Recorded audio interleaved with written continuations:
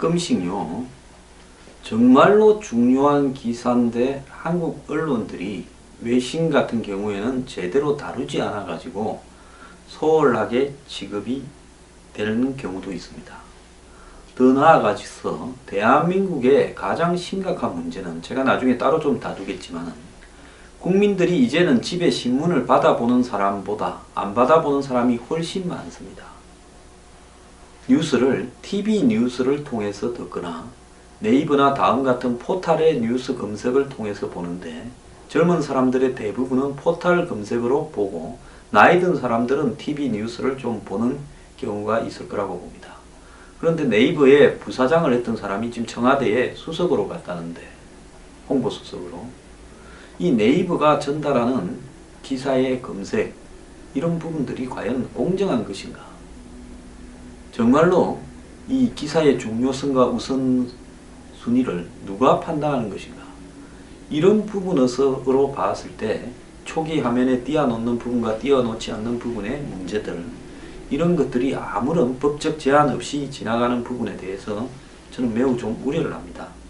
오늘 말씀드리고자 하는 요지는, 미 상무부가 공청에서 한미 FTA에 대해서 문매를 때리는데, 그래서 한미 FTA와 한국을 환율 조작국 지정을 할 가능성이 매우 커졌다는 이야기가 지금 나오고 있습니다. 미국의 철강 산업이 망한 것은 한국의 불공정 무역 관행 때문이다. 이렇게 트럼프의 명령에 따라서 상무부가 최근 워싱턴에서 정재계를 대상으로 한 공청회에서 한미 FTA에 대한 거센 비난과 재협상 요구가 쏟아졌는데요. 상무부는 이번 공청회 내용을 바탕으로 6월 30일 무역적자 보고서를 작성할 예정입니다. 자, 6월 30일이면 문재인 대통령이 트럼프와 만나고 난 직후인데요. 한국은 사드를 국회 비준하겠다고 하면서 다음 달까지 끌고 가면서 협상 카드로 쓴다고 하지만은, 제가 그러다가 큰 코 다칠 거라고 이야기한 측면이 미국이 통상 문제, 환율 문제를 들고 나와서 지금 건물을 막 던지고 있다고 대선 전에부터 이야기했습니다. 이제 이것이 현실화되는 이야기인 겁니다. 이런 사실을 알고나 있는지 모르겠는데요. 그래서 30일날, 내달 30일날 발간하는 무역적자 보고서에 이 내용을 넣을 것이고, 미국은 이를 근거로 한국과의 통상 문제 대응에 나서고 한미 FTA 재협상, 한국의 환율 조작국 지정 등을 할 가능성이 매우 높아졌다라고 하는 겁니다. 어제 그 워싱턴에서 개최된 18일 워싱턴에서 개최된 공청회는 한미 FTA 성토장이었다는 겁니다. 여기에 상무장관, 무역대표부 대표, 재무부, 노동부 고위관료, 38개 업계협회 대표 200여 명이 참석했는데, 우리 측 그 대표로 이 교민 변호사가 나서서 한미 FTA가 미국과 한국에 다 도움이 된다 이야기했는데, 미국 측의 거센 비난으로 쏙 들어가 버렸다는 겁니다. 상무부의 무역적자 보고서가 우리 정부의 예상보다 훨씬 심각하게 부정적으로 기술될 가능성이 크다라는 겁니다. 공청회에서 미국 철강업계가, 철강노조 위원장이 대표적으로 포문을 열었는데, 한미 FTA는 북한, 중국을 견제하기 위해서 경제가 아닌 한국과의 안보를 목적으로 해서 체결된 협정이다라고 비난을 했습니다. 또 케빈 댐시 철강협회 부회장도 한국과의 자동차 부문 무역 적자가 미국 철강업계에 큰 위협을 초래하고 있다. 중국산 저가 철강 제품을 한국이 가공해 수출해서 제품 가격을 왜곡하고 있다고 이야기를 하면서, 미국 철강업계를 대표하는 이들은 한국산 철강 제품에 부과한 반덤핑 상계 관세 등을 더 높여서 미국 기업에 대한 무역 구제 조치를 강화해야 된다 했고, 루 발레타 하원의원도 지역구 펜실바니아의 철강 산업으로 과거에 유명했는데 다 쇠락해버린 것은 한국의 불공정 무역 관행 때문이지만은, 미국의 중소기업들도 시간 비용을 이유로 이런 무역 구제 조치 제도를 제대로 활용하지 못하고 방치하고 있다. 그러니까 미국의 중소기업이나 노조 등이 나서서 이런 거를 문제를 더 심하게 제기해야 된다. 이런 이야기를 한 겁니다. 환율 문제도 주요 이슈였는데요.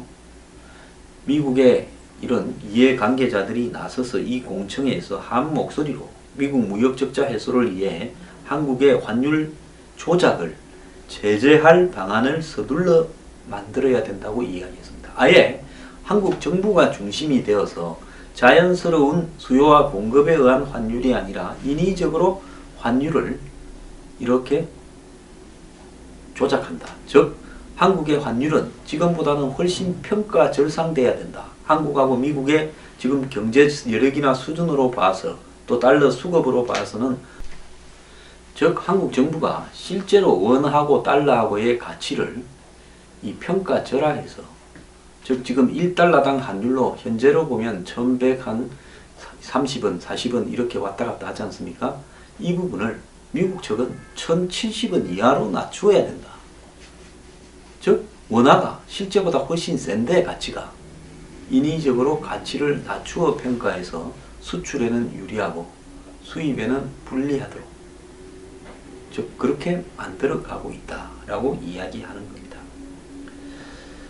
자, 미국의 또 쌀 생산연합 대표는 연간 쿼터 40만 8,700톤 이상의 쌀 수입에 대한 한국의 과도한 관세 부과 규제가 미국의 쌀 수출업자들의 수출을 제한하고 있다고 이야기를 하고 있습니다. 그래서 내달 무역 적자 보고서 발표를 계기로 한미 FTA 재협상 문제는 100% 전면 재협상으로 가게 될 거라고 보고 있고요. 실제 상무장관은 공청회에서 미국의 상품 수지 적자가 7천억 달러로 심각한데 이번 공청회를 계기로 해서 이런 문제를 시정할 방안을 행정부에 신속하게 제출하겠다고 이야기를 하고 있습니다. 또 이뿐만 아니라 산업통상자원부 관계자는 미국의 제조업협회와 서비스산업연맹 등이 한미 FTA의 완전한 이행을 위해 우리나라 승용차 관련 규제와 통관 절차, 지적재산권 정책, 금융서비스 개선까지도 요구하고 있다 이겁니다. 자, 여기서 한미 FTA 재협상을 하게 되면 실질적으로 한국 측의 농업이라든지 지적서비스라든지 또 어떤 철강이나 이런 부분에 데미지도 클 거라고 보고 있습니다만은 가장 데미지가 큰 부분은 환율 조작국으로 지정해서 한국이 환율 조작국을 벗어나려면 환율을 조정을 해야 됩니다. 그러면 달러 환율이 지금 1달러에 오늘 현재 1117원인데요.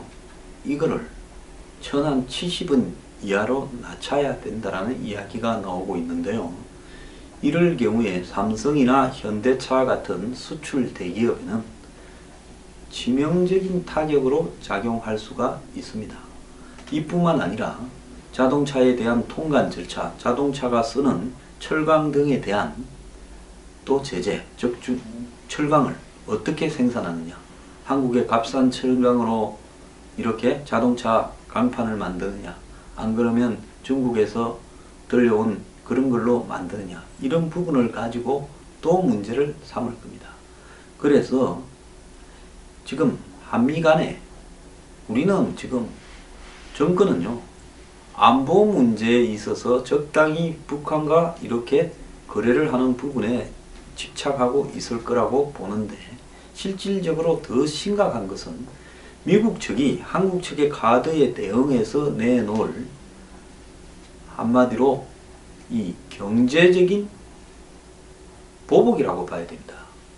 중국하고 미국하고의 관계에서 중국은 미국의 트럼프가 바짝 중국에 대해서 경제 보복을 할 거라고 보고 쫄아서 갔다가 그거 좀 유예하고 풀어줄 거니까 100일 줄 거니까 북한 해결해라고 하니까 시진핑이 지금 불이 나게 북한을 얼르고 달래고 하고 있지 않습니까? 자, 이런 모습을 보면서요, 지금 우리가 어디쯤 있는가 정신을 차려야 될 거라고 보고 있습니다. 최근에 북한이 미국의 유아 저스처에도 마이웨이 해서 계속 미사일을 쏘고 있습니다. 한국의 새 정부가 출범했음에도 쏘고 있습니다. 이것은 한국의 새 외교 라인에 대한 기선 제압이자 더 나아가서 이 미국의 선거와 한국의 선거에 전후해서 집중해서 고도의 정치적 계산을 해가지고 자신들의 협상력을 높이겠다고 미사일을 지금 쌓아 올리고 있습니다. 북한은 최근에 틸러슨 국무장관이 북한의 체제에 대해서 보장을 하되 너네들이 비핵화 협상에 나와라고 이렇게 어제 이야기를 했는데 이것조차도 유치한 기만극이라고 쏘아 붙여버렸습니다. 틸러슨 장관은 홍석현을 만났을 때도 그렇고 또 엊그제도 그렇고 미국이 북한의 정권 교체를 안하고 침략도 안하고 체제를 보장하겠다. 그렇기 때문에 핵은 당신들 체제를 지키기 위해서 있다라는 것은 말이 안 되니까 핵을 폐기하는 협상을 하자. 이렇게 말을 하는데도 그걸 뭉개고 있습니다. 자, 트럼프가 필리핀의 두테르테하고의 통화에서 또 김정은을 가르쳐서 이번에는 또 영광스럽게 만난다 그러다가 핵무기를 가진 미치광이라고 언급을 했습니다. 자, 언론에 보도될 가능성이 높은 외국 정상과의 통화에서 김정은을 두르고 이제는 며칠 만에 미치광이라고 이야기를 했는데요. 이 통화는 지난달 29일 날 했다라는 겁니다. 그런데 트럼프도 이런 말들을 쏟아놓는 부분에서 좀 정상은 아니다라는 생각이 듭니다. 웬만하면 저는 트럼프 편을 들고 싶은 마음으로 방송을 하고 싶은데요. 트럼프가 자, 이렇게 김정은을 미친놈이라고 한 이틀 뒤에 5월 1일 날 적절한 상황에서 김정은을 만나면 영광스러울 것이다 라고 하면서 그렇게 말했고, 또 이 말을 미친놈이라고 말한 지 하루 뒤에는 꽤 영리한 녀석이다 라고 이야기도 했습니다. 자, 두테르테하고 통화를 하면서 김정은의 전신 상태가 안정적이라고 보느냐 이렇게 두테르테한테 물었고, 두테르테는 로켓을 쏠 때 웃는 표정을 보면 그는 정신적으로 불안정하다 이렇게 말을 했는데, 그의 정신이 제대로 작동하지 않고 갑자기 미쳐버릴 수도 있다 이랬고, 트럼프는 우리는 핵무기를 가진 미치광이를 내버려 둘 수 없다라고 말하면서 핵 잠수함 두 대를 한국의 근해에 배치했다고 말을 했습니다. 그런데 제가 지금 이 부분과 관련해서 트럼프, 두테르테, 김정은 이 3자의 공통점이 생각이 나서 방송을 하다가 좀 웃었습니다. 이 세 사람 다 제가 볼 때 정서적으로는 멘탈이 정상은 좀 아닌 사람들이다 라고 보고 있습니다. 자, 그래서 이게 한반도 상황이 매우 위험할 수 있다는 것이 제 생각입니다.